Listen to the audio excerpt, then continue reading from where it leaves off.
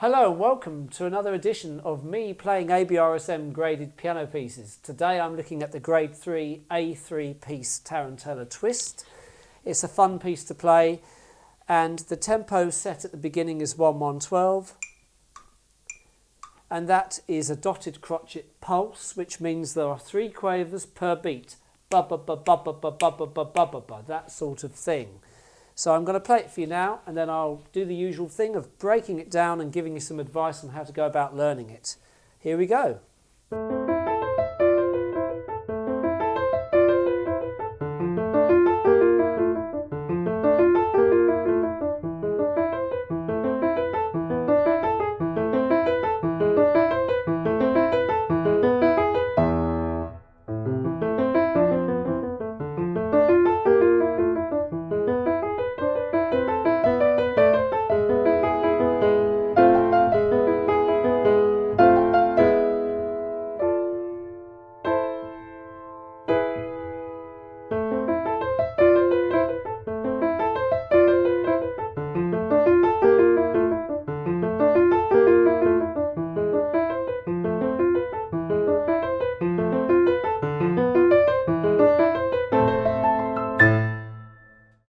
So the first thing we need to think about here is the connection between the left and the right hand.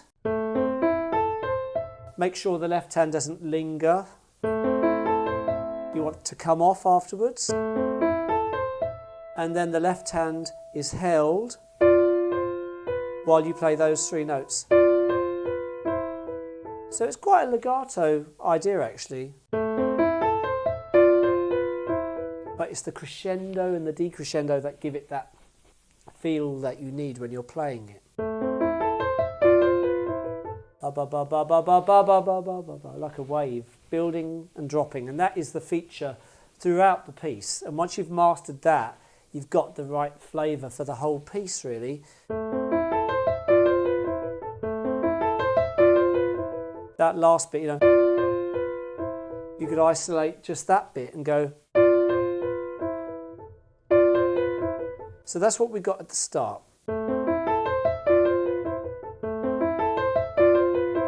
And the same again later. And you can practice it really slow when you do these things.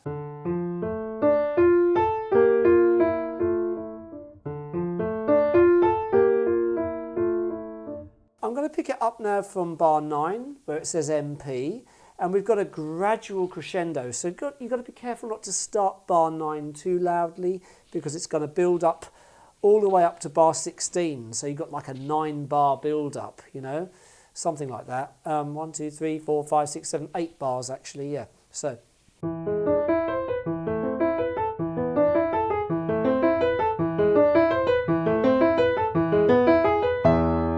And once again, the interplay between the 2 hands is very smooth, but make sure the left hand doesn't linger again. So we only hear the right hand when it's needed. And also the right hand coming off. Make sure you don't linger too long after that either. So we get a very nice clean sound.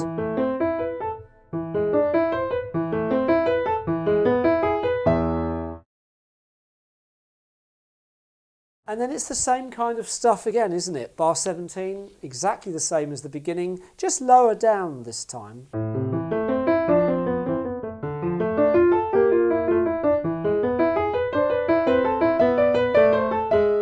There's a thing to watch out for here in bar 22 and 23. The left hand is actually held, and building, so. No. It might be wise to start it slightly softer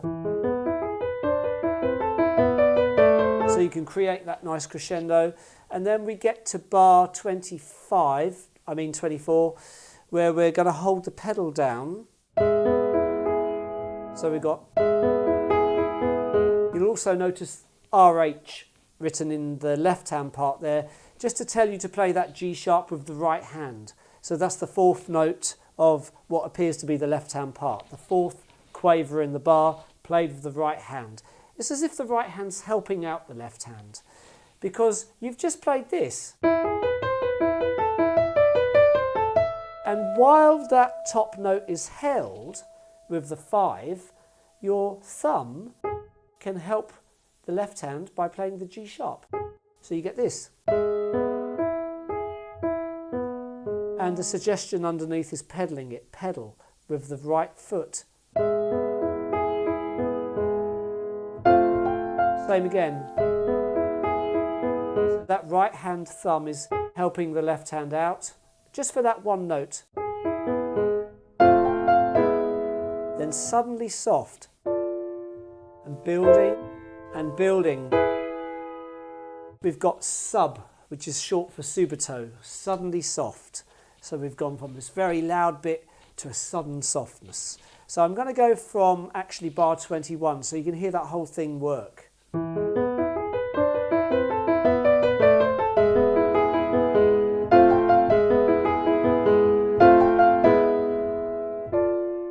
Getting a bit more and slowing down because of the writ, slowing down, and then we resume at bar 32.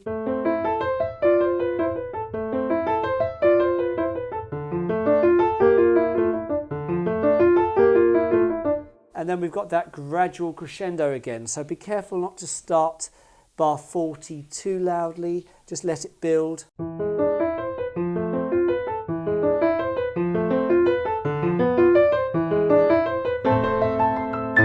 That arpeggio at the end could be a bit dangerous if you're not that good at playing arpeggios, because the thumb is going under to the A, and that difficult to read note at the end is just the A, quite short, but the bit before it, very legato. And of course it's going to be pretty quick, isn't it? So that's definitely worth isolating on its own, making sure that that's safe. You've also got the challenge of the left hand at that point jumping from that down to the A, you know. So you've got to coordinate all of that at speed. You could almost start learning this piece by practicing the last few bars first. And that way you're not waiting maybe several weeks before you get to the point where you're going to start learning that. Start learning it now. Start learning the last 2 bars. You'll thank me later for it, because then it's going to really be settled. Every time you start practicing this from the beginning, maybe say, you know what, I'm going to practice the last 2 bars and keep on working on it. Because I think that's one of the more vulnerable parts of the piece. This is a good trick you can do a lot of the time when learning exam pieces, by the way.